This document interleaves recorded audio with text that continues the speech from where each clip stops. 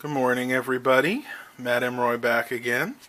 Well, today I figured, since you guys have been requesting these and seem to like these videos so much, I thought we'd do another pickups video. Yes, I've been back to the local thrift store. No, nothing new was marked down, but tell you, this thrift store must have 200 or 300 CDs, so it's very hard to go through all of them, and you wind up missing stuff. So I try to go there about once a day, and I went today and I looked really closely. I must have spent at least 20 minutes looking through all the CDs, and I found some things that I had missed. Before we get into this, one thing I want to tell everybody, I finally got a good drive in this compact. That other white LG DVD drive I put in there, it worked for about 20 minutes, and then the CDs just started skipping. And if that wasn't enough, the door was sticking as well. So what I actually wound up doing is, if you notice here, I had replaced that bottom drive a couple of days after I got this system. But now I took the top drive that was in here and replaced it with another CD burner, because the CD burner that was in here was just fine, but I wanted to put it in the compact, because as you can see, it matches. And now everything works just fine. I really didn't need a DVD drive in here, so I'm not missing anything. I actually much rather have a CD burner, which this is. Again, this is a 4-speed by 4-speed by 24-speed burner, and it plays CDs just fine. Well, now back to what this video is actually about. And you might have also noticed that I have a little more light here all of a sudden. Well, I found this light here, something that my dad had used in his business years ago, in the closet, so I decided to pull it out because I did notice a couple of my other videos were a little dark, and it is a very, very overcast day here in Hampton Roads. Been getting a lot of rain lately. Well, now without further ado, let's get to the pickups. First one I got today is Experts Typing, the fun way to faster typing. And this is a 2-version disc. This is CD-ROM, Windows 95 and Windows 3.1. And again, this is made by Expert Software. This company was very, very popular in the pretty much throughout the 90s, but much so in the early to mid-90s, for making very budget-oriented software. And it was usually productivity software. I remember they had some printing suites, publications. They even had some cheap games. I actually have another piece of Expert Software that is crossword puzzles and word searches. And I will show that definitely in a later video, because that one's really interesting. As you can see, I paid 78 cents for this title. Look at the back here. I have a hunch this is going to be a lot like the Mavis Beacon Teaches Typing, but probably just a little more basic. You can see right there, they're demonstrating it in Windows 3.1. You can see the menu up there. The fun way to get your typing up to speed. And you can go ahead and pause the video if you want to read more of this. I'll go over what the system requirements are for it. It's not much. 46DX or higher. Wow. We're looking probably about 1992, 1993 PCs. Windows 3.1 or Windows 95. I'm sure this will work fine on Windows 98. 256 colors. 4 megabytes of memory. 8 megabytes recommended. Yeah, well, we got a lot more than that now. CD-ROM drive. 12 megabyte hard drive space. Now that's not a lot by today's standards, but back when this came out, which was 1996, when some hard drives were still only 5 or 10 gigabytes, you wanted a CD not to take up that much space. You wanted that left for your documents, your music, and your pictures back then. Let's go ahead and look inside this disc here. There's the front part of the disc. Not too impressed there. I mean, it's all yellow. It's just a picture of a keyboard. And let's see, this disc is, again, pretty much blemish-free. I tell you, I think all these discs I've been getting recently came from the same person, because rarely do I even see a scratch on anything. That one's in really, really nice shape. Alright, next we have Arthur's Adventure with D.W.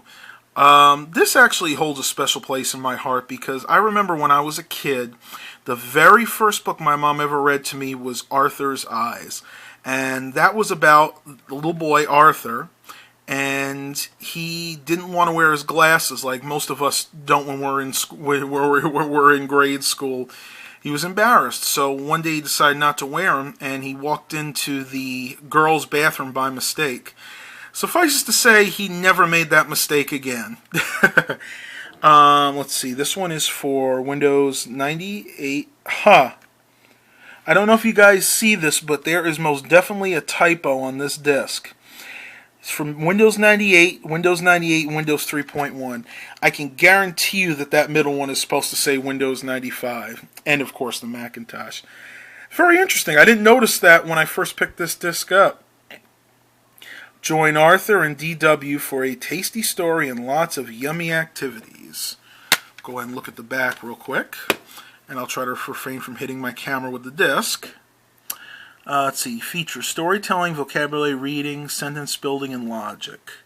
Here are the specs. I'm not going to read them. You can pause this if you want to know what it requires. There's some information up there, and this is from 2001. So yeah, this is actually a later release. I remember the Arthur games coming out for like the Pentium 1s back in like 1995, 1996. Let's take a look at this disc, see what kind of quality it is. I actually did not look at this disc. This is the one I forgot to look at. I know, shame on me. Wow. Look at that, everybody. I mean, there's a couple little... That's not even a scratch. That's just some dust. You can see I could blow away. That's incredible, especially for a kid's game. These were usually beat to heck, so... I guess this one wasn't played very much, and I'll probably run through this once or twice, but when my cousins come, they'll love to play with that. Next we have Treasure Mountain. This is another one I played to death when I was a kid. I had the DOS version of this, and this is just awesome. If you guys are into these classic kids games, this from the Learning Company, this is one you have to get. Basically, you go around looking for treasure, and you have clues. You have to catch these like gnomes in a net, and you have to answer a question, and then they'll give you a clue as to where the treasure is. Windows 3.1 and 95. So this one's a little bit older, but again, I'm sure this will run fine in Windows 98. And I paid a whopping 78 cents for that. There's the back of it. Just gives you a little information. Again, you can pause this if you want to read it. Then these are the specifications. This one actually requires a lot less than most of the other games I got. And this one came out in 1998. I did look at this disc. It's in pretty good shape. There are a couple little light scratches on it, but they're so light the camera won't even pick them up. So again, there you go. There's a couple little dings and stuff right there, but again, very, very good shape.